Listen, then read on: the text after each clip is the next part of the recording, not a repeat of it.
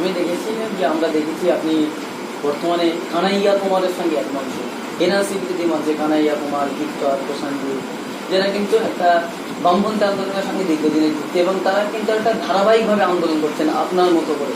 সেই ধারাবাহিক আন্দোলনে কানাইয়া কুমারের পাশে আপনাকে দেখছি, কখনো ভিক্টরের পাশে আপনাকে দেখছি, প্রশান্তজিতের পাশে আপনাকে দেখছি। এই যে একে অপরের সঙ্গে আপনি কাজ করছেন, এর লক্ষ্যটা কি?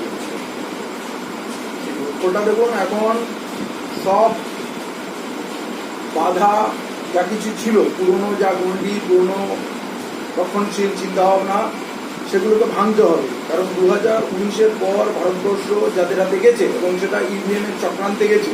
কারণ 2019-এর নির্বাচনের আগে 4খানা নির্বাচনে বিজেপি হারে। কর্ণাটক, মধ্যপ্রদেশ, ছত্তিশগড় এবং রাজস্থান। আবার 2019-এর পর যতগুলো ইলেকশন হয়েছে, কর্ণাটকে পৌরসভা, গোয়ায়, রাজস্থানে পঞ্চায়েত হয়েছে, সব জায়গায় বিজেপি হারছে।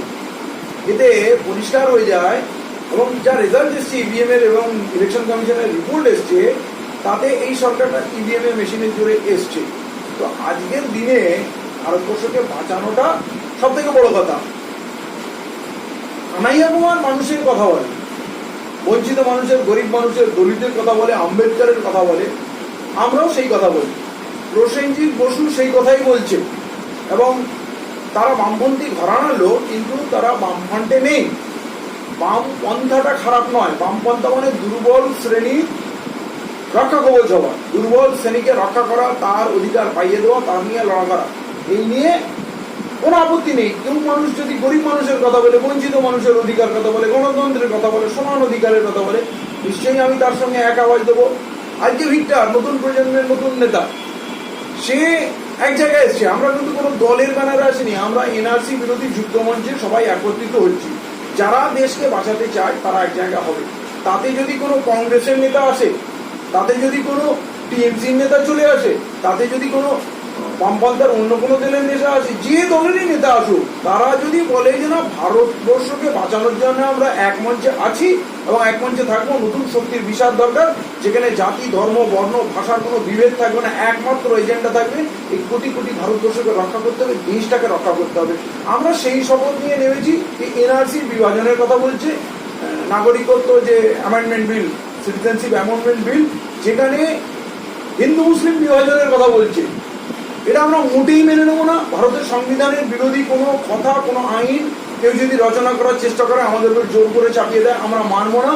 আমরা সেই জায়গায় লড়াই করছি যে বাংলার বুক থেকে, আসামের বুক থেকে, ভারতবর্ষের বুক থেকে একজনও ভারতীয়কে তাড়িয়ে দেওয়া যাবে না। আপনার বাড়িতে যদি একটা পাখি বাসা বাঁধে, একটা বিড়াল আপনার বাড়িতে যদি আশ্রয় নেয়, আপনি তাকেও তাড়ানোর কথা ভাবেন না, তাকেও খিদে পেলে দুমুঠো খেতে দেন। আর যারা 2-3 জেনারেশন ধরে এই পশ্চিমবাংলায়, আসামে যারা এখানকার মাটি জুতে ফসল খাওয়ালো, যারা শ্রমিক কারখানায় কাজ করলো, যারা ট্যাক্স দিয়ে দেশকে গঠন করলো, রাতারাতি একটা বিল আনবেন আর মানুষগুলোকে তুলে তুলে আপনারা বলবেন আমরা পাঠিয়ে দেবো বাংলাদেশে, আমরা ওদেরকে জঙ্গলে ডিটেনশন ক্যাম্পে পাঠিয়ে দেবো, ওরা না খেয়ে বিনা চিকিৎসায় মারা যাবে, এইটা আমরা হতে দেবো না। এই জন্য ভারতবর্ষ না, এরা সব খুন, পাঠান, মোটর, বিদেশ থেকে যারা ব্রিটিশ থেকে আরম্ভ করে কি আসেনি ভারতবর্ষে।